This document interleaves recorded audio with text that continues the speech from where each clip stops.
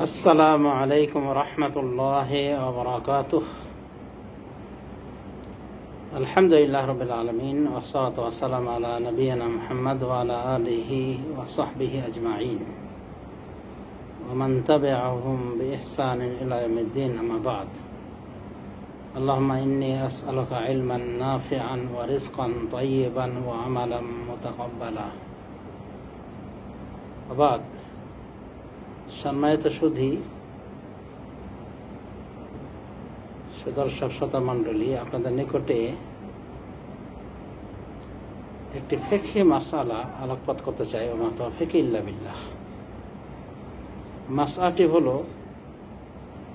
বর্তমান একেবারে উপযোগী মাসআলা, সময়ের দাবি যে মাসআলাটি আলোকপাত করা হোক। মাসআলাটি হলো, উটের গোশত খেলে অজু ভাঙবে কি ভাঙবে না। তো এ মর্মে দুটি কথা রয়েছে, দুটি অভিমত রয়েছে। তবে সরাসরি যে মতটির সমর্থন পাওয়া যায় সহিহ হাদিস দ্বারা, সুস্পষ্ট হাদিস দ্বারা, সে মতটি হলো যে অজু ভেঙে যাবে। এই মতের প্রবক্তা হলেন ইমাম আহমদ বিন হাম্বল এবং তার হাম্বলি অনুসারীগণ। অনুভাবে এই মতের প্রবক্তা হলেন অতীতের ইমাম ইবনুল মুনজির রহমতুল্লাহ আলাইহে। মানে সালাতে একটা জামাত রয়েছেন, তারা বলে থাকেন যে উটের গোশত খেলে অজু ভেঙে যাবে। এটা কি পছন্দ করেছেন ইবনুল মুনজির, যিনি শাফি ছিলেন, ইবনে হাজম যিনি যাহিরি মাযহাবের ছিলেন, ইমাম নাওয়াবী যিনি শাফি মাযহাবের, অনুভাবী ইবনে বাজ, শেখ বিন বাজ, শেখ বিন উসাইমিন বর্তমান জামানার সুবিখ্যাত মুহাদ্দিস এবং ফকিহ, এবং আল্লামা নাসিরুদ্দিন আলবানী। আল্লাহ রাব্বুল আমিন এই সমস্ত মহামতি ইমামদের প্রতি তার রহমত নাজিল করুন, রহমতুল্লাহ আলাইহিম জামিআন। তো এই সমস্ত মহামতি ইমামদের কথা হলো যে অজু ভেঙে যাবে উটের গোশ খেলে। পক্ষান্তরে আরো উলামায়ে কেরাম, যাদেরকে জমহুর বলা হয়, মানে অধিকাংশ উলামায়ে কেরাম এদিকে গেছেন যে উটের গোশত খেলে অজু ভাঙবে না। তবে উটের গোশত খেলে অজু ভেঙে যাবে এই মর্মের বর্ণনাগুলি সুস্পষ্ট। যেমন সাহাবী জাবের ইবনে সামুরা রাদিয়াল্লাহু আনহু হতে বর্ণিত, আন জাবের ইবনে সামুরাতা রাদিয়াল্লাহু আনহু আন্না রাজুলান সাআলা নবী সাল্লাল্লাহু আলাইহি সাল্লাম। জাবের ইবনে সামুরা রাদিয়াল্লাহু আনহু হতে বর্ণিত যে একজন ব্যক্তি নবী সাল্লাল্লাহু আলাইহি সাল্লামকে জিজ্ঞাসা করলেন।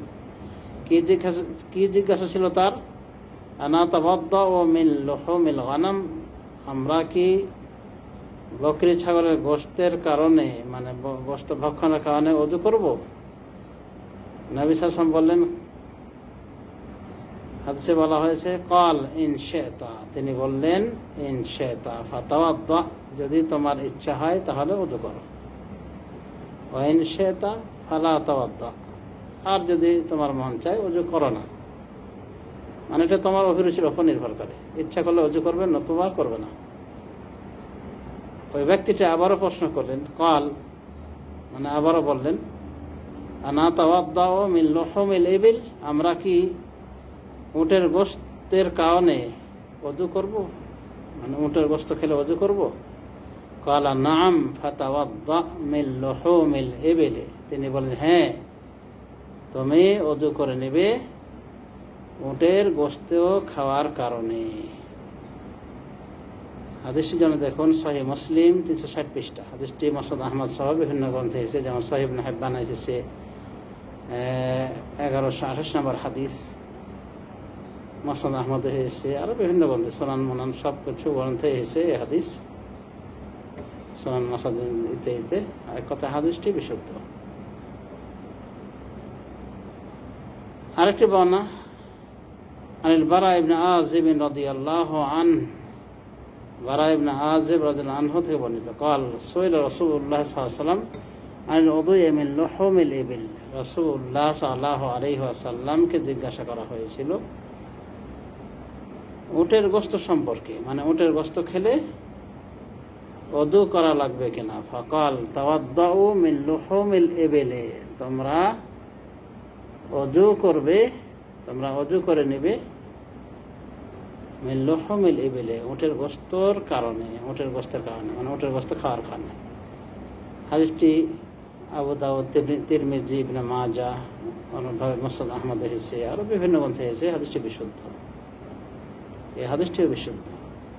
তাহলে দেখা গেল ওযু ভেঙে যাওয়ার হাদিসগুলি একেবারে সুস্পষ্ট এই মর্মে, অর্থাৎ উটের গোশত খেলে ওযু ভেঙে যাবে। এই জন্যে আরবের উলামায়ে কেরাম তারা বলে থাকেন ওযু ভঙ্গের বিভিন্ন কারণের সাথে, পরিচিত কারণগুলোর সাথে এটাও বলেন যে উটের গোশত খাওয়া, মানে উটের গোশত খেলে ওযু ভেঙে যাবে।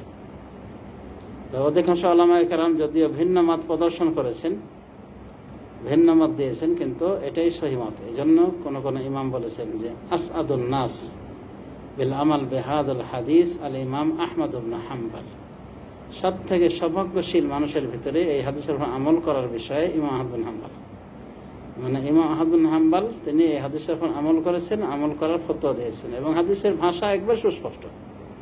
যারা বলেছেন ওযু করতে হবে না, তারা বলেন আম হাদিস দিয়ে যে আগুন যেটাকে স্পর্শ করে সেটার কারণে ওযু লাগবে না। এটাই ছিল নবী সাল্লাল্লাহু আলাইহি ওয়াসাল্লামের লেটেস্ট নির্দেশনা। অথচ এই মর্মে হাদিসটি যেমন সহিহ গ্রন্থে রয়েছে, ঠিক এই মর্মে হাদিস সহিহ মুসলিমে রয়েছে। আর বিপরীত হাদিস যেটা আমরা পাঠ করে শোনা, যেমন জাবের বিন সামরা রাদিয়াল্লাহু আনহুর হাদিসটি সহিহ মুসলিম হাদিস, যে এখানে ইখতিয়ার দেওয়া হয়েছে যে ওযু করতে হবে কিনা, গরু মানে বকরি ছাগলের গোশত খেলে তিনি বলছেন ইচ্ছা করলে করো, না করলে করিও না, মানে ওযুর বিষয়টি বলেছেন। ইচ্ছা করলে ওযু করো, ইচ্ছা না করলে ওযু করিও না, মানে তোমার মন না চাইলে ওযু করো না। কিন্তু যখনই বলা হলো উট সম্পর্কে, তিনি বলেন, কি বললেন, নাআম ফাতাওয়াদ্দা, হ্যাঁ তুমি ওযু করে নাও উটের গোশতের কারণে। তাহলে দেখা যাচ্ছে যে বকরির গোশত আর উটের গোশতকে ভিন্নভাবে দেখা হয়েছে।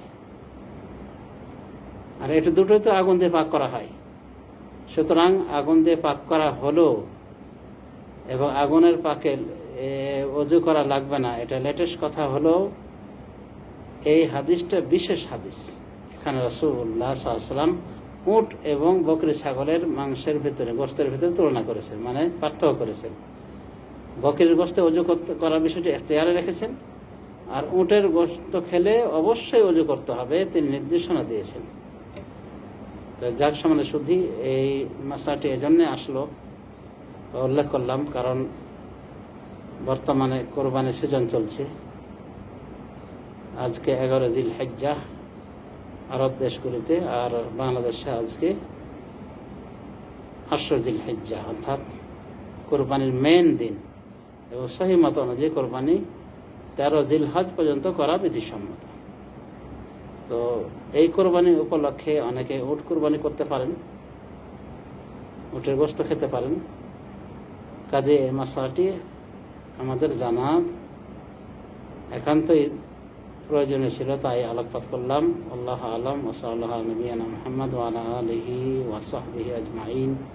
ওয়াসসালামু আলাইকুম ওয়া রাহমাতুল্লাহি ওয়া বারাকাতুহু।